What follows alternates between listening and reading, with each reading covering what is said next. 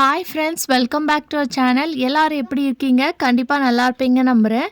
இன்றைக்கி நம்ம சேனலில் நம்ம எல்லாருக்குமே ரொம்ப டே டு டே லைஃப்பில் யூஸ்ஃபுல்லாக இருக்கக்கூடிய கிச்சன் டிப்ஸ் அண்ட் ட்ரிக்ஸ் தான் ஷேர் பண்ணியிருக்கேன். ஸோ வீடியோவை ஸ்கிப் பண்ணாமல் ஃபுல்லாக பாருங்கள். அதுக்கு முன்னாடி நீங்கள் இப்போ தான் நம்ம சேனலை ஃபஸ்ட் டைம் பார்க்குறீங்கன்னா இப்போவே சப்ஸ்கிரைப் பண்ணிக்கோங்க. கூட இருக்க பெல் சிம்லி கிளிக் பண்ணிக்கோங்க. அப்போ தானே போடக்கூடிய வீடியோஸ் உங்களுக்கு நோட்டிஃபிகேஷனை வந்து சேரும். இப்போ வாங்க வீடியோக்குள்ளே போகலாம். ஃபர்ஸ்ட் இப்போ என்னென்னு பார்க்கலாம். இந்த மாதிரி நைஃபோட ஷார்ப்னஸ் கம்மியாயிடுச்சுன்னா கண்டிப்பாக இந்த டிப்பை ட்ரை பண்ணி பாருங்கள். இது வந்து நீங்கள் ஷார்ப்னஸும் பண்ணிடலாம், அதே டைமில் க்ளீனும் பண்ணிடலாம். ஸோ அது எப்படின்னு பார்க்கலாம். அதுக்கு வந்து நான் இங்கே கோல்கேட் பேஸ்ட் தான் எடுத்திருக்கேன். இப்போ இந்த கோல்கேட் பேஸ்ட்டை வந்து இந்த மாதிரி ஸ்டீல் ஸ்க்ரப்பர் இருக்கும் இல்லையா, அதில் வந்து கொஞ்சமாக வந்து எடுத்துக்கோங்க.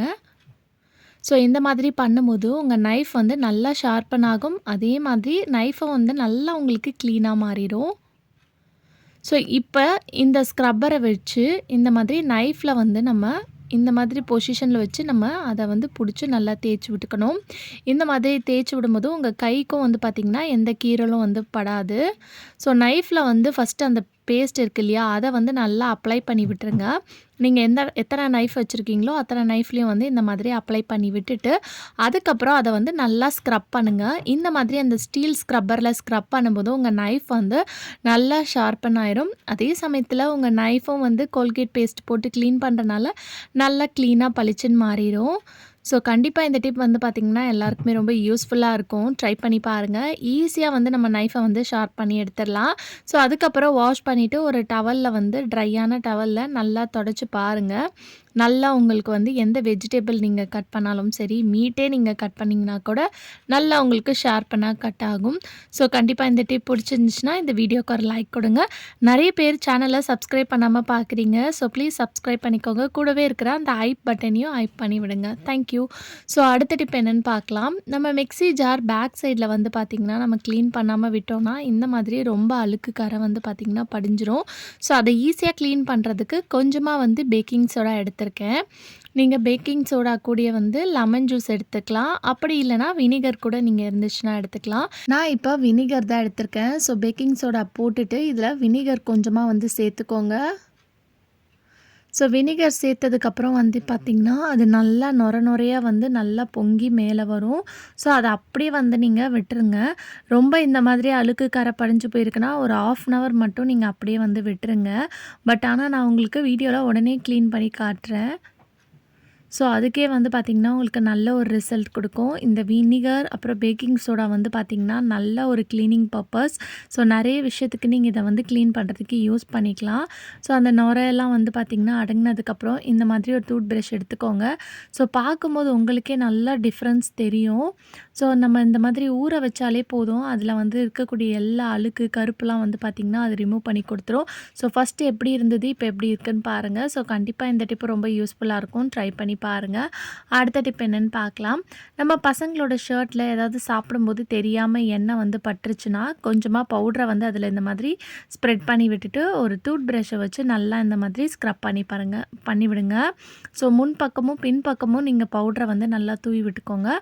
தூவி விட்டுட்டு இந்த மாதிரி நல்லா ஸ்க்ரப் பண்ணிவிட்டு திருப்பி ரெண்டாவது ஒரு கோட்டிங் வந்து இந்த மாதிரி பவுடரை போட்டு ஸ்ப்ரெட் பண்ணி நல்லா தேய்ச்சி விட்டிங்கன்னா அந்த எண்ணெய் பிசுக்கு வந்து பார்த்திங்கன்னா நல்லா மறைஞ்சு போயிடும். ட்ரை பண்ணி பாருங்கள். அடுத்த டிப் என்னென்னு பார்க்கலாம். நம்ம இந்த மாதிரி க்ராசரி ஐட்டம்ஸ்லாம் யூஸ் பண்ணும்போது கண்டெய்னர்ஸில் ஸ்பூன் வைப்போம்.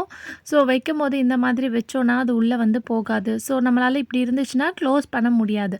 அதுக்கு வந்து தலைகீழ இந்த மாதிரி வச்சு விடுங்க.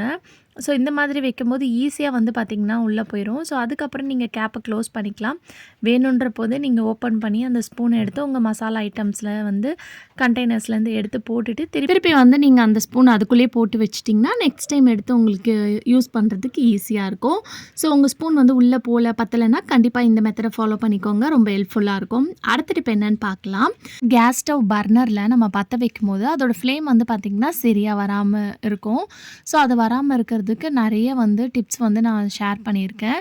ஸோ ஃபஸ்ட்டு வந்து நம்ம கேஸ் ஸ்டவ் மட்டும் தான் க்ளீன் பண்ணுவோம் இல்லையா, பர்னரை வந்து நம்ம க்ளீன் பண்ண மாட்டோம். ஸோ அதோட பர்னரை வந்து நீங்கள் க்ளீன் பண்ணணும். ஸோ அந்த பர்னர் க்ளீன் பண்ணியுமே உங்களுக்கு வந்து கேஸ் ஸ்டவோட ஃப்ளேம் வந்து சரியாக வரலைன்னா அதுக்கான வீடியோ வந்து நான் ஆல்ரெடி போஸ்ட் பண்ணியிருக்கேன். அதோட லிங்க் வந்து கார்ட்ஸில் கொடுக்குறேன், வேணுன்றவங்க செக் பண்ணிக்கோங்க. ஃபஸ்ட்டு வந்து நம்ம இதில் டீ, பாலு எல்லாம் வந்து நம்ம சமைக்கும்போது, அதோட ஃபுட் பார்ட்டிகிள்ஸ்லாம் போய் இந்த பர்னர்ல மாட்டி இருந்துச்சுன்னா கூட உங்களுக்கு அதோட ஃப்ளேம் வந்து பார்த்திங்கன்னா வராது. ஸோ இந்த பர்னரை க்ளீன் பண்ணுறது ரொம்பவே முக்கியம். நம்ம கேஸ் ஸ்டவ் எப்படி வந்து டெய்லி வந்து க்ளீன் பண்ணுறோமோ, அதே மாதிரி இதோட பர்னர் அட்லீஸ்ட் 15 டேஸ் ஒன்ஸ் அது நீங்கள் க்ளீன் பண்ணிவிட்டு வந்தீங்கன்னா, உங்களுக்கு ஃப்ளேம் வந்து பார்த்திங்கன்னா நல்லாவே வரும். ஸோ இதை நீங்கள் க்ளீன் பண்ணாமல் அப்படியே விட்டுட்டிங்கன்னா நம்ம கேஸ் ஸ்டவ்வே வந்து பார்த்திங்கன்னா மாற்றுற மாதிரி ஆயிரும். ஸோ அதுக்கு வந்து இந்த டிப்பை வந்து ஃபாலோ பண்ணிக்கோங்க. ஒரு பவுலில் வந்து நான் ஒரு பர்னருக்கு மட்டும் பண்ணி காட்டுறேன்.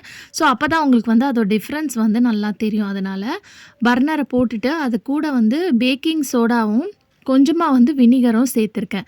இதை சேர்த்துட்டு நீங்கள் முடிஞ்ச அளவுக்கு ஒரு 1 ஹவர்லேருந்து ஒரு 2 ஹவர்ஸ் கூட நீங்கள் ஊற வச்சுருங்க. நான் வந்து பார்த்திங்கன்னா இதை வந்து ஒரு 15 மினிட்ஸ் தான் ஊற வச்சுருப்பேன் கரெக்டாக. இதை வந்து 2 பக்கமும் இந்த மாதிரி நீங்கள் மாற்றி மாற்றி போட்டு ஊற வைக்கணும். நீங்கள் ஊற வச்சுட்டு எடுத்து பார்த்தாலே உங்களுக்கு அந்த பர்னரோட கலரே வந்து பார்த்திங்கன்னா நல்லா சேஞ்ச் ஆயிரும். ஸோ அந்த பர்னர் வந்து ஊறுறதுக்குள்ளே நம்ம கேஸ் ஸ்டவ்வை வந்து ஈஸியாக வந்து க்ளீன் பண்ணிடலாம். அதுக்கு வந்து பார்த்திங்கன்னா பேஸ்ட்டு தான் எடுத்திருக்கேன். ஸோ இப்போ இருக்கக்கூடிய கிளைமேட்டில் சென்னையில் வந்து பார்த்திங்கன்னா தண்ணியில் கையே வைக்க முடியல. ஸோ தண்ணியே யூஸ் பண்ணாமல் நீங்கள் உங்கள் கேஸ் ஸ்டவ்வை க்ளீன் பண்ணணும்னு நினச்சிங்கன்னா இந்த மெத்தடை ஃபாலோ பண்ணிக்கோங்க. ஸோ கொஞ்சமாக கோல்கேட் பேஸ்ட்டை போட்டுட்டு நல்லா இந்த மாதிரி ஸ்ப்ரெட் பண்ணி ஸ்க்ரப்பரில் தேய்ச்சி விட்டுருங்க. தேய்ச்சி விட்டுட்டு ஒரு நியூஸ் பேப்பர் அப்படி இல்லைன்னா ட்ரையான கிளாத் இது 2த்தில் எதாக இருந்தாலும் எடுத்துக்கலாம். இதை எடுத்துகிட்டு நல்லா நீங்கள் இந்த மாதிரி தொடச்சி விட்டிங்கன்னா உங்கள் கேஸ் ஸ்டவ்வில் இருக்கக்கூடிய எண்ணெய் பிசுக்கு எல்லா காரையும் வந்து பார்த்திங்கன்னா போயிடும். நல்லா உங்களுக்கு நீட்டாக க்ளீன் ஆயிரும். ஸோ தண்ணியே நீங்கள் தொடாமல் ஈஸியாக வந்து பார்த்திங்கன்னா உங்கள் கேஸ் ஸ்டவ் வந்து தொடச்சி எடுத்துடலாம். ஸோ எந்த அளவுக்கு க்ளீனாக இருக்குன்னு பாருங்கள். ஸோ கண்டிப்பாக ட்ரை பண்ணுங்கள். இப்போ நம்ம ஊற வச்ச பர்னரை வந்து எடுத்துடலாம். ஸோ எடுத்து பார்க்கும்போதே உங்களுக்கு நல்ல ஒரு டிஃப்ரென்ஸ் தெரியும். அந்த தண்ணியோட கலர் வந்து பாருங்கள் எந்த அளவுக்கு அழுக்காக இருக்குன்னு. ஸோ இந்த பர்னரை இந்த மாதிரி திருப்பிட்டு நீங்கள் உள்பக்கம் வந்து ஒரு டூத் ப்ரஷ்ஷை வச்சு நல்லா 2 சைடும் வந்து லைட்டாக ஸ்க்ரப் பண்ணி தேய்ச்சி விட்டுக்கோங்க. இப்போ இந்த பர்னருக்கும் நம்ம வாஷ் பண்ணாத பர்னருக்கும் பார்க்கும்போதே உங்களுக்கு டிஃப்ரென்ஸ் இருக்கும். அப்படி உங்களுக்கு இதெல்லாம் பண்ணுறதுக்கு டைம் இல்லை, உடனே வந்து அடுப்பாக இருக்குது, உடனே உங்களுக்கு ஃப்ரேம் நல்லா வரணும்னு நினச்சிங்கன்னா பர்னரை மட்டும் எடுத்துகிட்டு ஒரு பட்ஸில் வச்சு நல்லா வினிகரை டிப் பண்ணிவிட்டு நீங்கள் 2 சைடும் தொடச்சி கூட நீங்கள் எடுத்திங்கன்னா உங்களுக்கு அதுக்குள்ளே இருக்கிற ஏதாவது ஃபுட் பார்ட்டிகல்ஸ் அடிச்சிருந்துச்சுன்னா உங்களுக்கு வெளியே வந்து வந்துடும். ஸோ அதுக்கப்புறம் நீங்கள் போட்டு யூஸ் பண்ணிக்கலாம். ஸோ இப்போ 2 சைட் பர்னரும் வந்து நான் பற்ற வச்சுருக்கேன். இது வந்து பார்த்திங்கன்னா நம்ம வாஷ் பண்ணது க்ளீன் பண்ணது, அது வந்து க்ளீன் பண்ணாதது. ஸோ 2த்துக்கும் உங்களுக்கு பார்க்கும் போதே நெருப்பு தெரியும். நம்ம புது கேஸ் ஸ்டவ் வாங்கும்போது அந்த ஒரு ப்ளூ கலரில் வரும் நெருப்பு வந்து பார்த்திங்கன்னா நல்லா ஒரு ப்ளூ கலரில் வரும். ஸோ அது மாதிரி வந்து பார்த்திங்கன்னா இந்த சைடு வருது. அந்த சைடு வந்து பாருங்கள் எந்த அளவுக்கு கம்மியாக இருக்குதுன்னு சொல்லிட்டு. ஸோ கண்டிப்பாக இந்த டிப் ரொம்ப யூஸ்ஃபுல்லாக இருக்கும். ட்ரை பண்ணி பாருங்கள். நம்ம மாவுலாம் வந்து ஆட்டி வச்சுருக்கோம், உடனே வந்து புளிக்கலைன்னா கண்டிப்பாக இந்த டிப்பை ட்ரை பண்ணி பாருங்கள். ரொம்ப ஹெல்ப்ஃபுல்லாக இருக்கும்.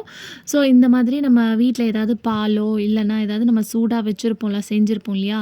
ஸோ அந்த சூடான அந்த பால் பாத்திரத்துக்கு மேலே வந்து நீங்கள் இதை வந்து இந்த மாவு ஆட்டி வச்சுருக்க அந்த மாவை கொண்டு போய் வச்சு விடுங்க. இந்த மாதிரி வச்சு விட்டிங்கன்னா ஒரு அரை ஹவர்லேயே வந்து பார்த்திங்கன்னா உங்களுக்கு மாவு வந்து நல்லா புளிச்சு கிடைக்கும். அப்படி இல்லைன்னா ஒரு அகலமான பாத்திரத்தில் வந்து தண்ணியை வந்து நல்லா கொதிக்க கொதிக்க சூடு பண்ணி எடுத்துட்டு அதில் வந்து இந்த பாத்திரத்தை வச்சு விடுங்க. இந்த மாதிரி வச்சு விட்டாலும் உடனே உங்களுக்கு மாவு வந்து நல்லா புளிச்சு கிடைக்கும். ஸோ கண்டிப்பாக இந்த டிப் யூஸ்ஃபுல்லாக இருக்கும். ட்ரை பண்ணி பாருங்கள். ஓகே ஃப்ரெண்ட்ஸ், இன்றைக்கி வீடியோவில் நான் ஷேர் பண்ணி இந்த டிப் கண்டிப்பாக உங்களுக்கு யூஸ்ஃபுல்லாக இருக்கும். அப்படி யூஸ்ஃபுல்லாக இருந்துச்சுன்னா மறக்காமல் நம்ம சேனலை லைக் பண்ணுங்கள், ஷேர் பண்ணுங்கள், கமெண்ட் பண்ணுங்கள், சப்ஸ்கிரைப் பண்ணிக்கோங்க. தேங்க்யூ ஃபார் வாட்சிங்.